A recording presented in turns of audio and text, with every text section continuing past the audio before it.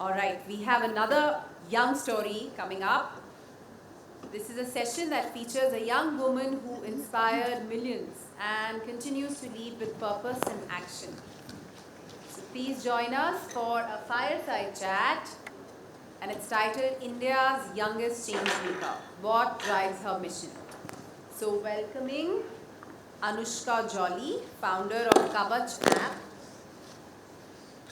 Pradhan Mantri Rashtriya Puraskar awardee and Shark Tank India winner. Wow. In conversation with Dr. Anurag Batra, Chairman and Editor-in-Chief, BusinessWorld and founder, Exchange for Media. Looking forward to this.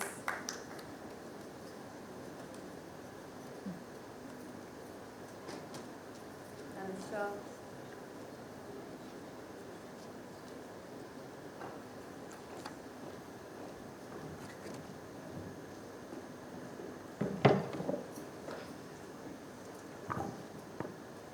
Good afternoon, ladies and gentlemen. Thank you for the introduction. This session was supposed to be moderated by our chairman and editor-in-chief, Dr. Anurag Batra, and he couldn't make it. He wasn't well, and big shoes to fill today. Responsibility is on my shoulders today. Now, I believe there's nobody who doesn't know about Mahatma Gandhi, Nelson Mandela, Mother Teresa, Savitribai Phule. These are the people who are the change makers of the world, right? We grew up, listened to their stories. But there's something extraordinary about people who do these transformation or change at such a young age. How many of you know about Malala Yousafzai? Lovely. She was just 11 when she started blogging against Taliban and stood up for girls' education. And that voice went to win Nobel Peace Prize. How many of you know about OYO? Wonderful. OYO was founded by Ritesh Agrawal when he was 19. Yeah? And see, it became a global travel brand. How many of you know about Zepto? Much more hands raised, huh? So Zepto is another startup, another success story which was founded by Adit Palija and Kavach App. These are the two classmates, friends, studied together since their childhood. And they built this startup when they were 17. And even before that, they built a startup and made an exit from a startup. Imagine. So today, we have a very special guest, Anoushka. She was just 9 when she started her mission. Can we have a huge round of applause for her?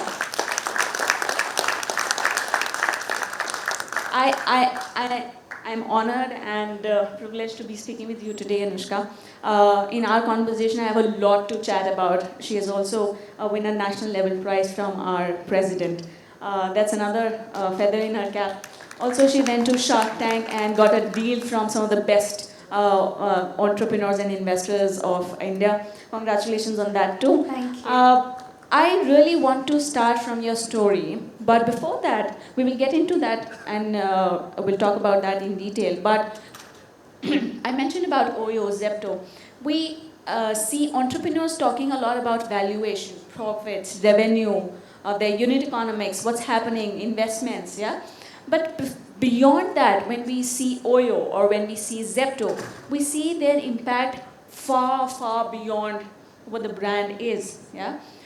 It changed how we shop. It changed how we used to travel and stay. How it changed how we perceive the notion of booking in hotel. Yeah, a lot of change across the ecosystem.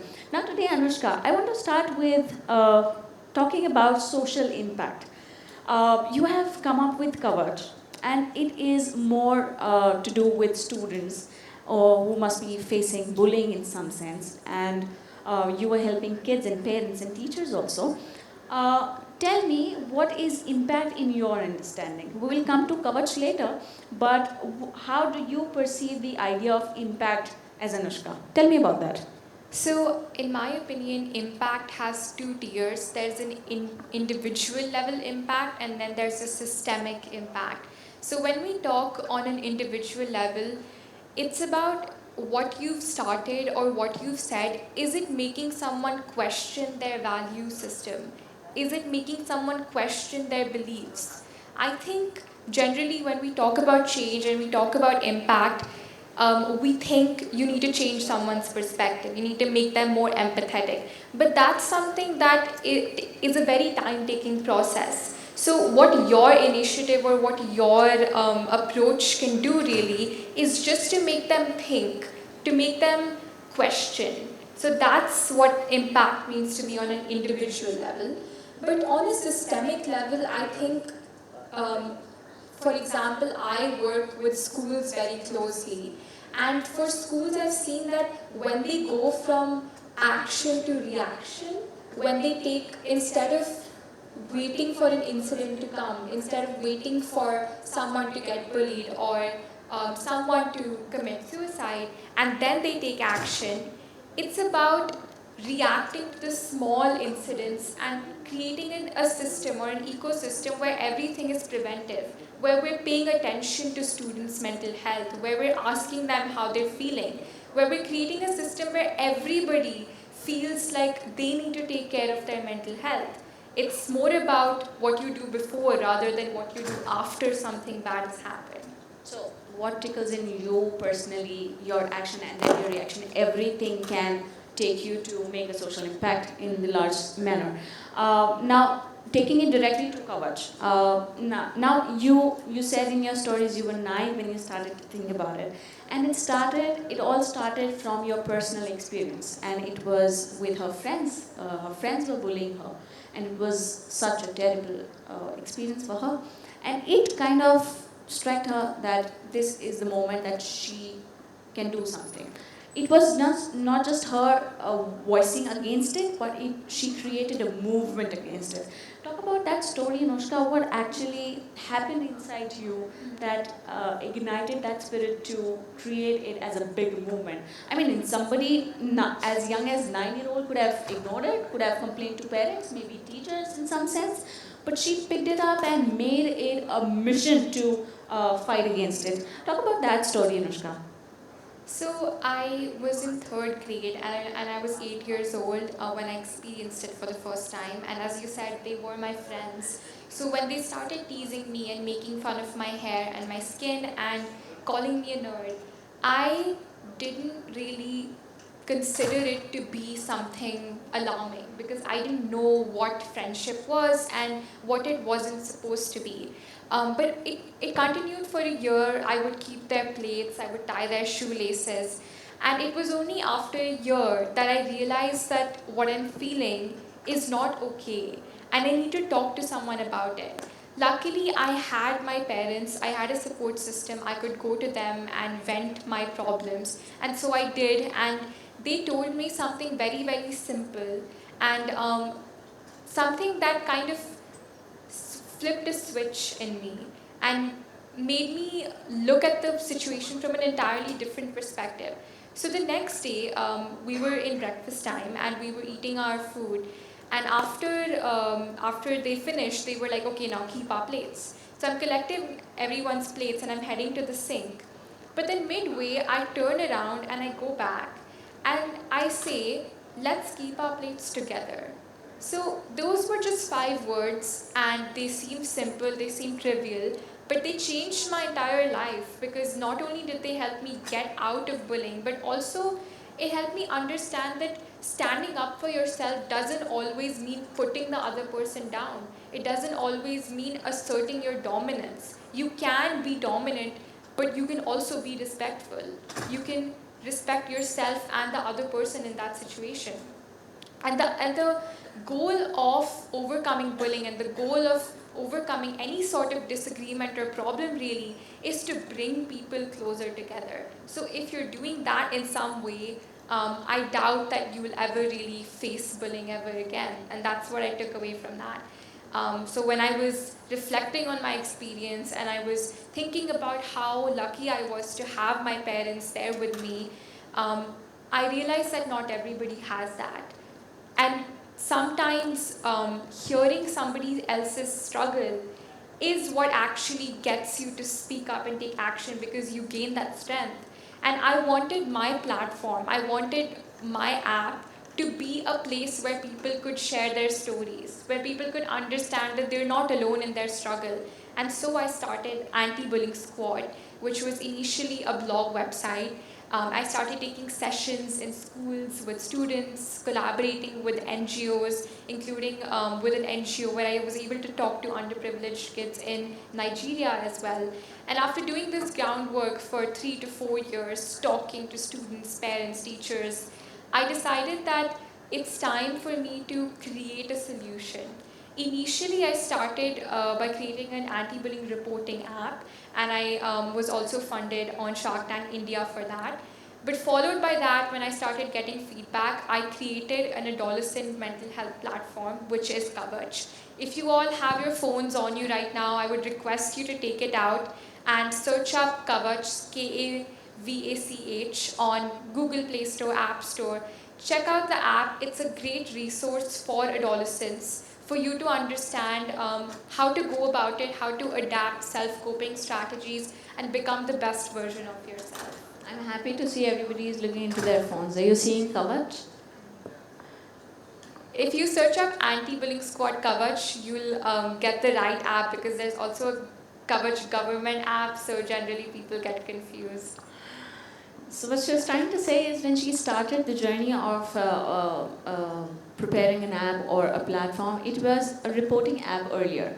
And then in the course of discovering and researching and developing it to the next level, it's now more of a platform that gives you more content, more space to read about it, more space to connect, more content to understand, content to spot the solutions for yourself. So it's that. So there has been a change in the idea, because it was too early in its journey. Now, when we talk about startups in today's age, we always think of pitches, investors, startups, entrepreneurship. It's all tough. Somebody mentioned, Ursh mentioned about loans. It's really difficult, yeah. But when we talk about Kavach, it sounds like more of a mission project. Talk about, how do you look at Kavach in a larger sense? Is this a mission project only, or do you wish to take it more ambitiously from an entrepreneurship lens? Talk about that. What's your larger vision to take Kavach ahead? So Kavach is an impact-first organization. We do plan to monetize. We are a startup, but the idea for me is to build a customer base, to get adolescents to download the app, use the platform, get as much feedback as possible, refine it, and make it the best possible version before I start asking for customers to actually come in and use the app with proper payment. So the goal for me is, it's important to also sit and evaluate, if you're going to be in a space for extremely long, what are the potential monetization options, and at what stage would it be best to do so. So for example, if you are a Zepto, where it's a grocery, it's established that you're supposed to pay, or if you're, Oyo, for example, and you have to pay for the cab, right? But for a space like mental health, which is so nascent, which is so new in India and is just coming up, it's not really clear whether you're supposed to be like paying, what is the structure. There's not a ready Even market what's the for offering, it. people are not clear about Are it. not clear about that, and because there's such a shortage of counselors as well in our country in general, it's just difficult to figure that out. So for me right now, because I know that I want to be in this space for the long term, this is all I want to do for my entire life, I do want to spend some time getting to know the market and getting to be there while it actually takes shape, so that when I eventually come out with a product and I start charging for it, that will have an immediate impact on my growth. What do you think? How much time will it take to take Kavach to take that shape? I think that the way that the market is right now, it's definitely nascent, but it's growing at an extremely fast rate. We see new mental health apps and products literally every day. So I do think that it will take like 5 to 10 years for us to really get rid of the stigma as well, to really start seeking mental health help. But I think once we do it, it'll take off. I'm also optimistic. Now, cut to your Shark Tank story. I'm so excited to talk about it. I mean, as a part of my job, I talk to a lot of entrepreneurs. This is my space to write about. I talk to investors, and Shark Tank is one thing I need to watch and keep watching. I mean, at an age of what, 9, 12? I was 13. 13. So that 13, instead of scrolling Shark Tank reels, she actually reached there, and not just reached there on national TV, she got a check. Come on. Talk about that experience. How was it? How was your walk to that stage? Were you nervous? Were you excited? Or were you, let's see what happens? What was that feeling? Talk about that. How tough or easy was that? Shark Tank was the most nervous I've ever been, ever, because it was like a very strenuous experience. It was my first time really being on a proper film set, shooting, and there were so many entrepreneurs. I remember before, so like right next to the set, there's like a rehearsal room. It was just this giant black room, and we probably spent like 8 hours for 3 consecutive days rehearsing the pitch, like potentially looking at answers, the questions that the sharks will ask. Nobody knew what they were doing, like who they were, and because it was just season 1, it was like the early episode, so we didn't even know like what is their pattern. We didn't know them at all. They were the new sharks. It was a new show, so it was really nerve-wracking. And I remember, though, like when we were standing, me and my dad were standing behind the doors. We were like shaking. I wasn't able to contain my excitement and nervousness. But as soon as the doors opened and I walked in and I looked at all the sharks, something kind of settled. And I realized that maybe I'm here for a reason. Maybe I cleared the rounds, and maybe I got this opportunity for a reason. So I think like for 3 days I was like a nervous wreck, but when you walk in, you kind of are in your element. So I was able to like convince them. And I was visiting that clip yesterday, and you looked surprised when Anupam offered a check. You looked at your father, you were surprised. How was that? It was actually, so in the beginning, 2-3 sharks I think were out. Okay. So I was kind of settling into the idea that maybe I'm not going to get a deal today. And then all of a sudden, like after like Anupam gives us feedback, he's just like, okay, I'll make you an offer. And Aman was already out. Oh. And then he jumped in too. So then I was like, oh, okay, so I went from no deal to 2 sharks. So that was like crazy. Lovely. You deserve an applause. You deserve an applause. Wonderful story, Anoushka. Wonderful story. Now, before we move on to the last set of our questions, just quickly on how technology is coming to bring about this big change. Talk about that. I mean, you must have worked on your app, coding, a lot of designing of that app, thinking through what should people look at, what should be the offering, how will we reach to many more people through technology. Talk about that. So I think technology is here to stay. It's not going anywhere. And when we look at the intersection of mental health and technology, generally people view it as like opposing forces. So technology, the more you use social media or the more time you spend on the internet, you tend to feel more depressed and more anxious. And while there is a correlation there, I also think that the kind of time we're spending on the internet and what we're using technology for really does make a difference. So if you spend 20 minutes of like your morning scrolling versus you take that 20 minutes, still spend it on your phone, but you spend it on the Kavach app instead, you will see a visible difference in your happiness, your energy, and your level of anxiety in the 2 days because you're spending it on something positive.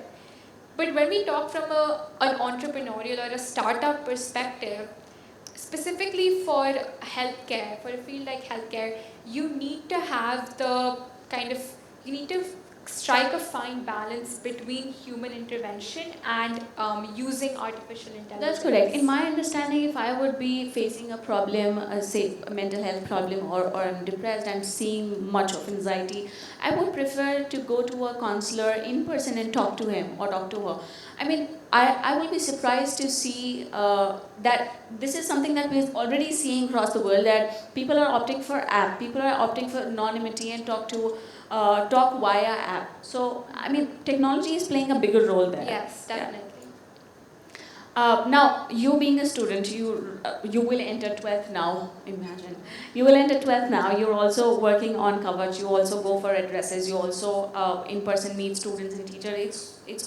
It already sounds like a full-time job. What else do you do? How do you refresh yourself? I like to watch movies.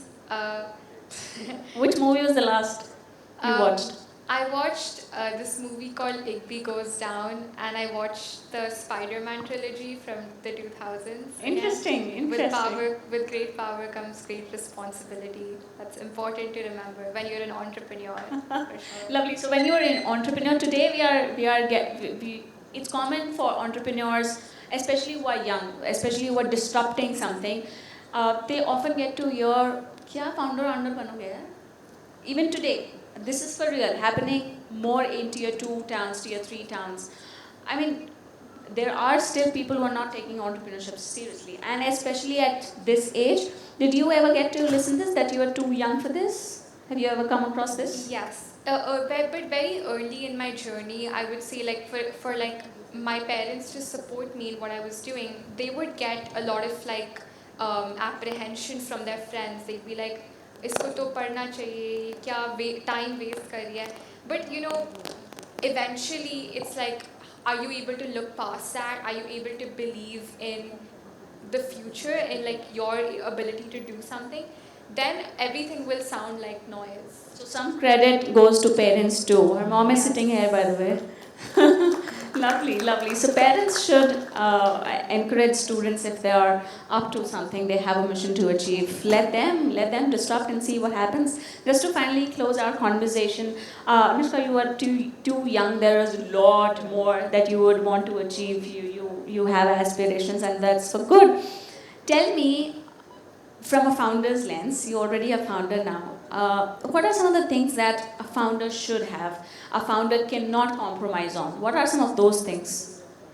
So I think there are three important things. First is adaptability. You need to be able to change and adapt, and you need to be as flexible as possible, because you don't know what can happen in the world. You don't know how customer perspective changes, and you need to be able to change with that. You need to be like water, because you can fit into any container and fulfill any need that your customers have. Okay, that's one. You need to be empathetic. You will, of course, seeking customer input is extremely important. But when you become your customer yourself, when you're able to step into their shoes and think like your customer, you have achieved final boss entrepreneurship. Like, Lovely. you can't get better than that. Lovely. And third? And third, I would say impact. Impact looks different for everyone, so you need to decide very early on in your journey what kind of impact do you want and how will you get there. How do you vision and What's the scale? What's the target group? What kind, do you want to see a policy change? Do you want to see an economic change? You need to define that early on in your journey. perfect? How do you see vision 10 years, 20 years, 50 years down the line? How big? In one line. I see Kavach taking over the world and fixing everyone's mental health. How wonderful, how wonderful. Now, just circling back to my first question or first bit of our conversation, how are your friends reacting to your limelight today? They've been very supportive, and I've been lucky to have quite a few friends that have even helped me and joined me in my journey. So when I was actually creating the Kavach App, my team consisted of like only adolescents. They wrote the content, they recorded it, they edited it, they designed the app, the UI, UX. Me and my team, we did everything. So I really do believe in the power of like young people for change, and when you like bring together young people who believe in the same mission or believe in the same solution, then they can achieve heights that we can't even deem possible. Wonderful. So everybody sitting in this room and everybody listening to us online, this is your sign to not to suppress your voice inside. Let it come out, make it big or even bigger sometime. Lovely, wonderful talking to you, Anoushka. Thank you for making time. Thank you so much. That was wonderful. And Reshma, thanks for taking over. Could have been better. And I wish I had Kavach actually back in school. Wow, what a story. I can get it on app now, and I'll stay with it. Gifts, please.